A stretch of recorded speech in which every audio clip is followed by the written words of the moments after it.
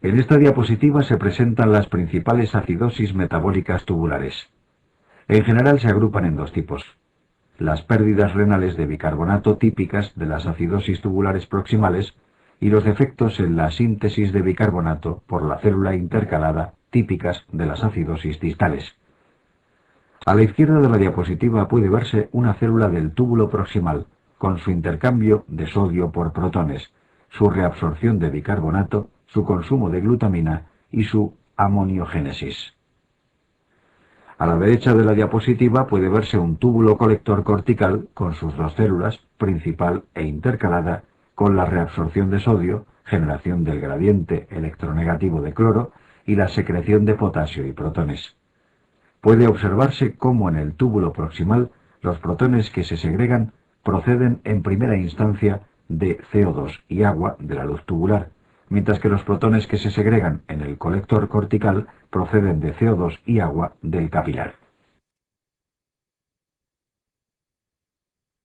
Por encima de las dos células está representado el eje renina-angiotensina-aldosterona.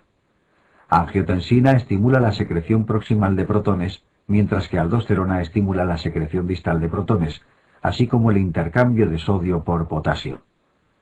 El eje renina-angiotensina-aldosterona está preparado para activarse ante pérdidas de volumen, pero como puede verse, tiene un efecto secundario sobre la secreción de protones.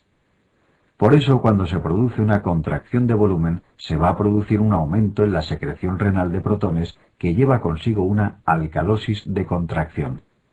Esta circunstancia, especialmente observable en situaciones de vómitos mantenidos, abuso de laxantes o utilización crónica de diuréticos, produce una alcalosis persistente con hipopotasemia por pérdida urinaria de potasio, que no se va a corregir hasta que no se corrija la hipovolemia.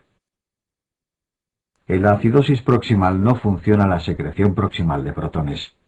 La acetazolamida inhibe la anhidrasa carbónica y produce un cuadro similar al de la acidosis proximal. En la acidosis distal clásica o tipo 1 hay una lesión en la célula intercalada que impide la secreción de protones. Como consecuencia, la orina no se puede acidificar y todo el potencial electronegativo generado por el cloro, en lugar de repartirse para facilitar la salida de potasio y protones, se aplica íntegramente a la salida de potasio, produciendo hipopotasemia. El defecto en la amoniogénesis produce asimismo un defecto en la secreción distal de protones. Este defecto se estudiará más adelante al revisar la acidosis tubular tipo 4. La lesión a la membrana de la célula principal puede aumentar artificialmente la permeabilidad al cloro, perdiéndose la formación del gradiente electronegativo. En esta situación ni el potasio ni el protón son fácilmente secretados y se produce acidosis hiperpotasémica.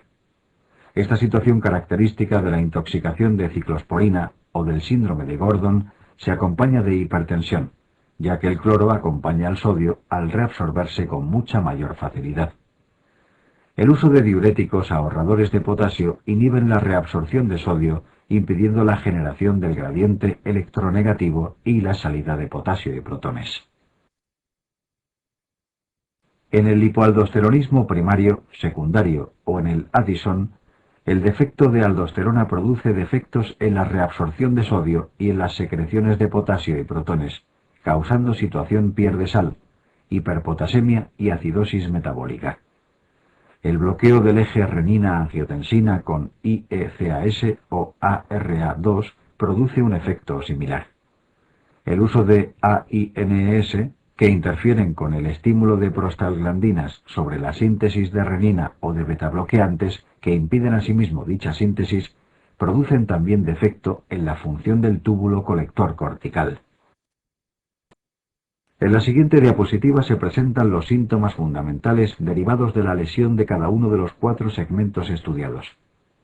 A nivel del túbulo proximal, la saturación de su capacidad de pinocitosis produce proteinuria. El defecto en sus transportadores produce glucosuria, aminoaciduria, fosfaturia. La inhibición de la anhidrasa carbónica o su defecto produce acidosis tubular proximal. La intoxicación o disfunción no letal de la célula proximal produce síndrome de Fanconi. La muerte de la célula proximal produce necrosis tubular aguda, obstrucción del túbulo y fracaso renal agudo. A nivel del asa de Henle, su disfunción o su lesión produce interferencia con el mecanismo de contracorriente. El primer efecto visible es la incapacidad del riñón para concentrar con poliuria y nicturia. Las lesiones del asa de Henle se suelen acompañar de pérdidas excesivas de sal, hipermagnesiuria, hipercalciuria y de hipopotasemia y alcalosis por exceso de intercambio distal con calcio, potasio y protones respectivamente. A nivel del túbulo distal, la lesión produce incapacidad para diluir, aunque no interfiere con la capacidad para concentrar, por lo que es frecuente observar hiponatremia asociada al uso de tiazidas, pero no de furosemida. El aumento del intercambio de sodio por protones y potasio a nivel del segmento siguiente produce alcalosis e hipopotasemia.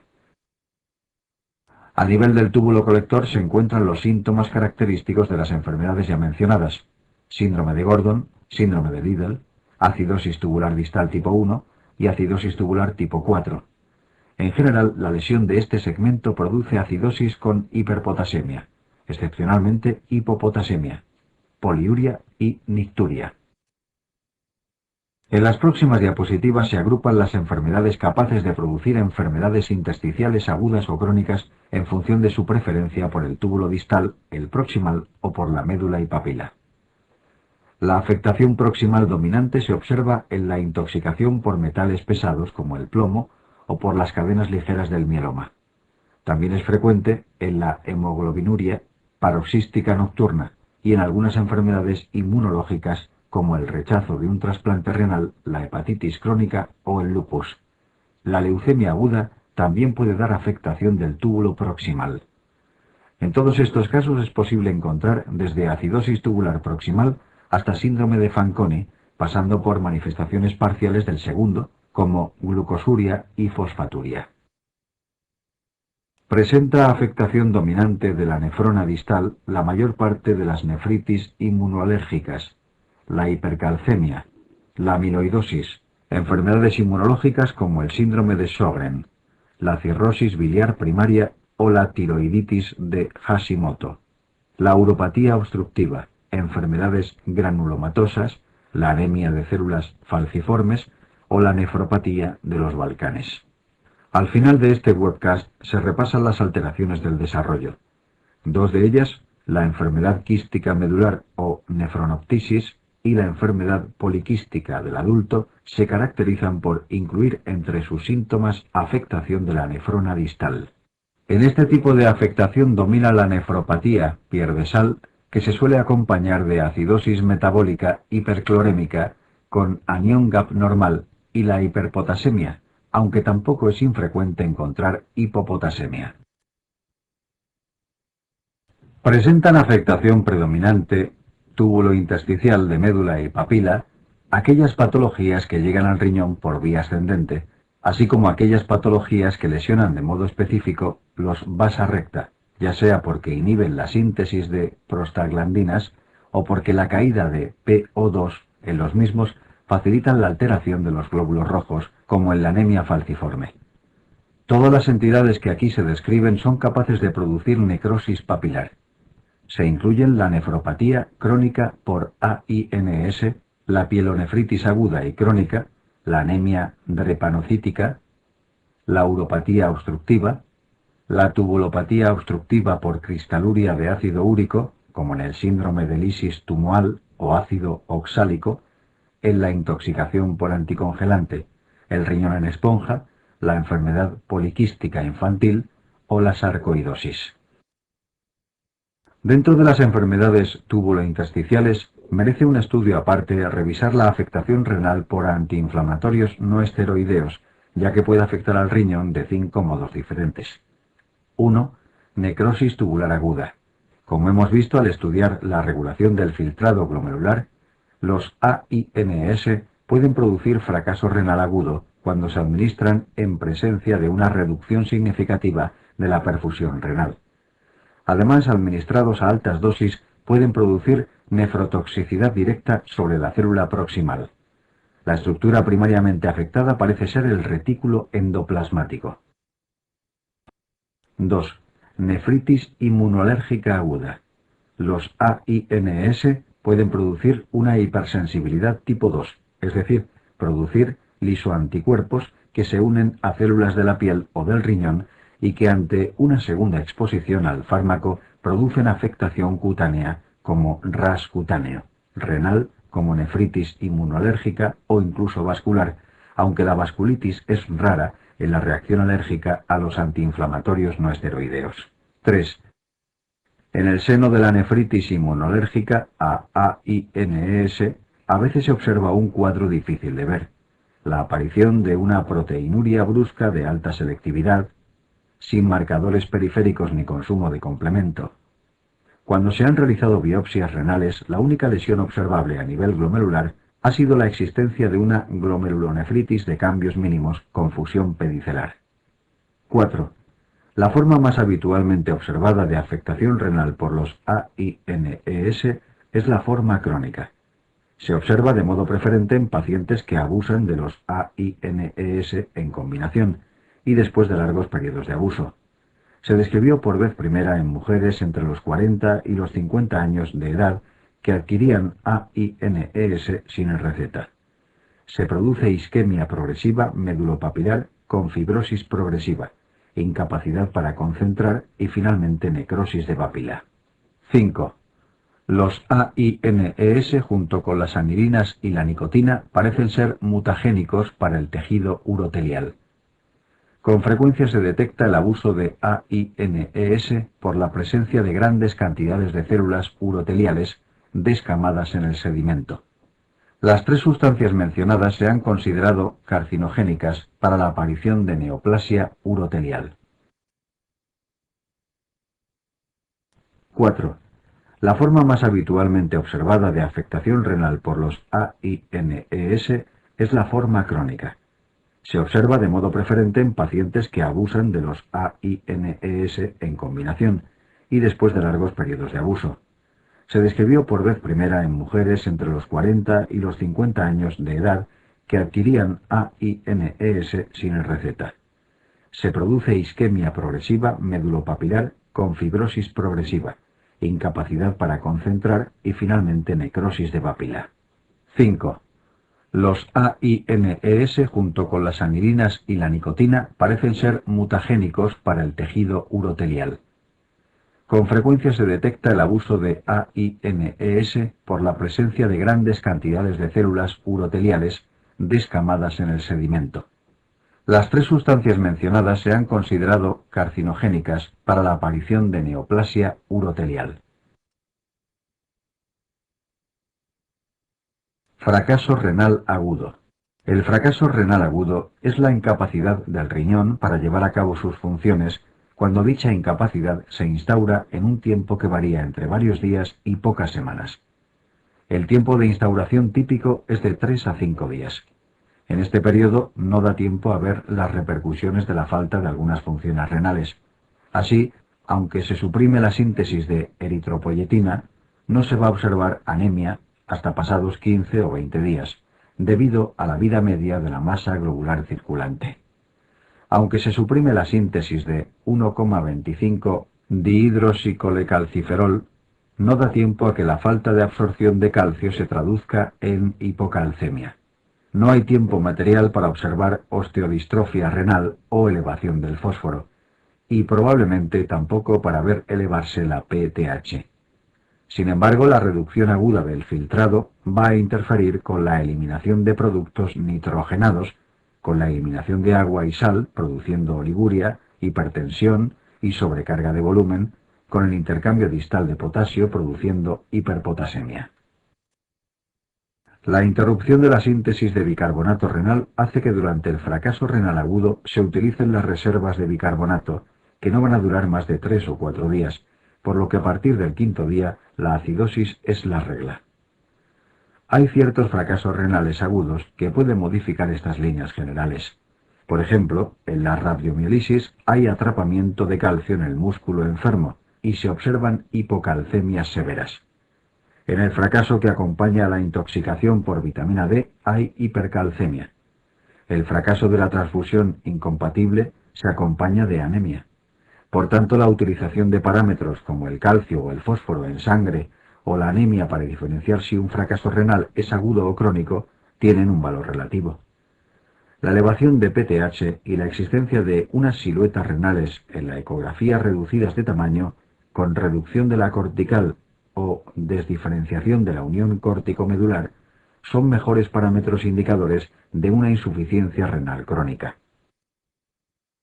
El fracaso renal agudo va a incluir tres tipos del mismo. El fracaso prerrenal producido por hipoperfusión renal, ya sea por hipovolemia, reducción del volumen plasmático efectivo o fallo cardíaco como arritmia, infarto, taponamiento, etc. Las dos características esenciales del fracaso prerrenal son la activación del eje renina-angiotensina-aldosterona y la integridad tubular. Cuando revisemos las características analíticas diferenciales entre el fracaso prerrenal y el renal establecido, podrá observarse que dichas diferencias obedecen a la actividad de las hormonas del eje que actúan sobre un túbulo que está en condiciones de responder a las mismas. La comprobación clínica de que el fracaso es prerrenal y no renal establecido es que la restauración de la perfusión renal produce la recuperación instantánea, en menos de 3 días, de la función renal. El fracaso renal establecido se estudia mejor si se tienen en cuenta estos tres apartados. El fracaso renal establecido incluye la oclusión bilateral de la arteria renal, ya sea por trombosis, embolia o disección aórtica. Estos procesos van a causar un fracaso parenquimatoso establecido de tipo isquémico. Aunque anatómicamente son prerrenales, no deben ser considerados como tales, ya que en ellos la hipoperfusión renal no puede restablecerse en menos de 3 días. Se considera que una oclusión del flujo sanguíneo renal superior a 6 horas produce ya daño renal estructural. Por otro lado, la oclusión de la vena renal produce también fracaso renal agudo cuando es bilateral, ya que aumenta el edema y la isquemia intrarrenal por compresión de vasos y capilares. La vena renal es característicamente observada en situaciones protrombóticas, como el síndrome nefrótico en el que se pierde antitrombina 3 o el uso de anticonceptivos orales. No debe perderse de vista la fisiopatología de la trombosis de la vena renal. A nivel del glomérulo, al filtrarse el 25% del plasma de la sangre que entra en el mismo, se produce el mayor aumento de hematocrito en la sangre que sale por la arteriola eferente. Los capilares que bañan a la nefrona y que después se unirán para formar la red de venas del riñón son todos posglomerulares y reciben por tanto la sangre con el mayor hematocrito del cuerpo. Cuando existe una condición procoagulante, dicha red de capilares es una de las primeras dianas de afectación posible. Cuando se inicia la trombosis progresa hasta la vena renal, donde es interrumpida por el flujo de sangre de la cava. Por tanto, en una trombosis de la vena renal es inútil hacer una extracción quirúrgica del coágulo, ya que dicho coágulo arranca del propio parénquima renal y se reproducirá. El único tratamiento posible para una trombosis venosa renal es la anticoagulación. Aunque la trombosis venosa renal ocupa una posición posrenal, no debe utilizarse dicho término que queda reservado para los fracasos renales obstructivos. El fracaso posrenal se produce cuando hay una obstrucción al paso de la orina de ambos riñones. Se diferencia entre la uropatía obstructiva infravesical y la supravesical, ya que, en el segundo caso, tiene que ser bilateral para dar fracaso renal agudo. El cáncer de próstata suele dar una uropatía infravesical, pero en ocasiones, cuando tiene un crecimiento asimétrico, puede afectar a nivel del trígono a un meato ureteral antes de afectar al meato uretral, produciendo una uropatía unilateral, es decir, supravesical. Las uropatías supravesicales bilaterales suelen verse en relación con tumoraciones de la pelvis o del territorio retroperitoneal. La fibrosis retroperitoneal infiltra la pared de los uréteres y aunque permite el paso libre de contraste, cuando se hace una pielografía ascendente o descendente, impide su peristalsis, ejerciendo un efecto neto similar al de una uropatía obstructiva bilateral. Hay dudas acerca de si incluir dentro de los fracasos posrenales las obstrucciones masivas de túbulos dentro del riñón por cristaluria. En esta clasificación dicha patología se considera parte del fracaso parenquimatoso. porque ninguna actitud urológica puede resolverlo. Volviendo al daño parenquimatoso renal establecido, la clasificación del fracaso renal agudo se suele hacer de acuerdo con la primera estructura afectada. Así, los fracasos renales que afectan primariamente a la vasculatura intrarrenal son la hipertensión arterial, nefroangiosclerosis, las distintas vasculitis y la ateroembolia. El infarto renal se transforma en necrosis cortical cuando afecta a grandes extensiones de la corteza, normalmente por procesos que lesionan la microvasculatura, como la coagulación intravascular diseminada. Los fracasos renales agudos de origen primario en el glomérulo se corresponden con la glomerulonefritis endo- y extracapilares, aunque en alguna ocasión una glomerulonefritis mesangiocapilar por crioglobulinas puede ser también causa de fracaso renal agudo o subagudo. Cuando la causa es glomerular, además de oliguria y azotemia, suele haber alteraciones del sedimento, hipertensión y edemas, constituyéndose un síndrome nefrítico. La lesión primaria del túbulo es la más frecuente y suele ser el resultado final tanto de agresiones al vaso como al glomérulo como al intersticio, ya que es la estructura más sensible. Sin embargo, existen dos formas de necrosis tubular aguda primarias: la necrosis tubular aguda isquémica y la necrosis tubular aguda tóxica. Por último, la afectación primaria del intersticio como causa de daño parenquimatoso renal establecido se observa en la nefritis alérgica o en la pielonefritis aguda.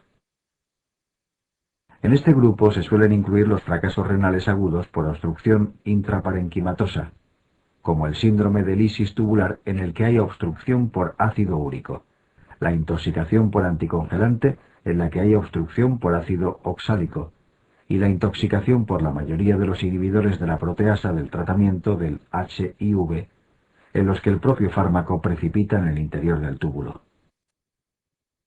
En esta diapositiva se ilustran algunos de los datos histológicos característicos en un fracaso renal parenquimatoso con necrosis tubular aguda.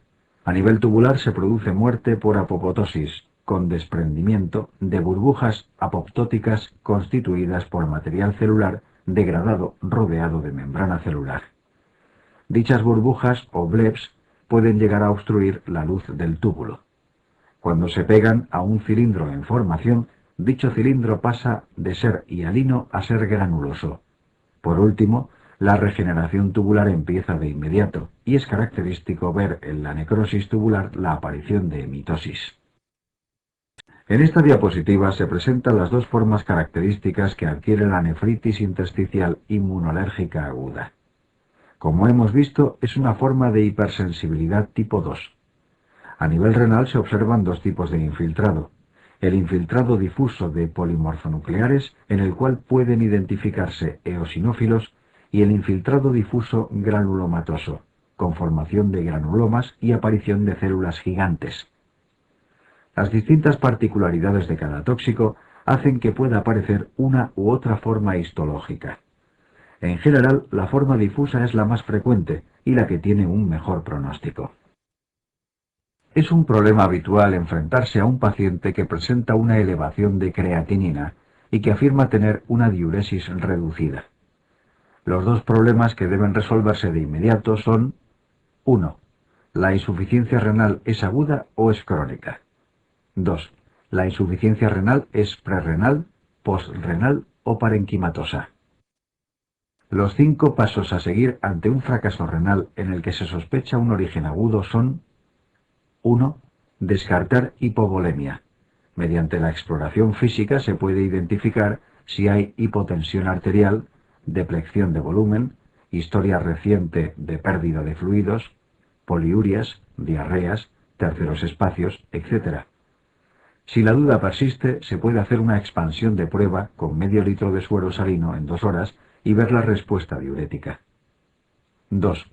Tanto si la exploración física muestra la existencia de un globo vesical como si no, es conveniente colocar una sonda vesical para descartar la existencia de uropatía obstructiva infravesical o de orina residual, y para cuantificar la diuresis en las horas siguientes. 3. Aunque existan datos sugestivos o compatibles con una insuficiencia renal aguda, hay que hacer lo posible por descartar que la insuficiencia renal estuviera ya presente de modo crónico. La presencia de una hipocalcemia con hiperfosforemia, una anemia normocroma, normocítica y una acidosis metabólica hiperclorémica bien tolerada y compensada son sugestivos, aunque no definitivos, de insuficiencia renal crónica previa. Unos niveles elevados de PTH y una ecografía con riñones pequeños, irregulares y simétricos, con reducción de la cortical y desdiferenciación córtico-medular, son signos inequívocos de que la insuficiencia renal es crónica o es una agudización de una insuficiencia renal crónica. Cuando está razonablemente claro el diagnóstico de insuficiencia renal aguda, hay una razón de índole práctico a la que atender. La necrosis tubular aguda puede ser oligúrica o no oligúrica, dependiendo del porcentaje de túbulos no obstruidos residual. En términos de filtrado glomerular, la insuficiencia renal crónica es muy similar en ambos casos, pero en términos de manejo es mucho más útil que la insuficiencia renal aguda sea no oligúrica, ya que la necesidad de utilizar antibióticos intravenosos, nutriciones parenterales, medicaciones por vía endovenosa, suponen una sobrecarga de volumen que una insuficiencia renal no oligúrica maneja bien, pero una insuficiencia renal oligúrica puede presentar sobrecarga de volumen. Por eso puede estar justificado al inicio del cuadro hacer un intento con 2 o 3 ampollas intravenosas de furosemida. Si hay respuesta diurética, el diurético se mantiene. Si no hay respuesta diurética, no vale la pena mantenerlo. Aunque la insuficiencia renal sea no oligúrica, la creatinina se mantendrá elevada durante días o semanas. 5. Si la insuficiencia renal no ha respondido a la furosemida, entonces deben de restringirse los líquidos hasta compensar estrictamente las pérdidas, corrigiendo si es posible los trastornos hidroelectrolíticos y la hipertensión. 6. Si dichas correcciones no son posibles o bien el volumen de fármacos a administrar es tan alto que existe riesgo de sobrecarga de volumen, puede ser necesario valorar la diálisis hasta que el fracaso renal pueda recuperarse. En la primera aproximación a un fracaso renal agudo oligúrico, en el que no esté claro si se trata de un fracaso parenquimatoso o un fracaso prerrenal, hay una serie de parámetros analíticos en sangre y en orina que pueden ayudar a diferenciarlos. Recuerden que en el fracaso prerrenal hay activación del eje renina-angiotensina-aldosterona, ADH, y que las células del túbulo renal responden a dichas hormonas, ya que siguen vivas. La osmolaridad urinaria determinada por el efecto de ADH sobre el túbulo colector está alta en el fracaso funcional, pero no en el establecido.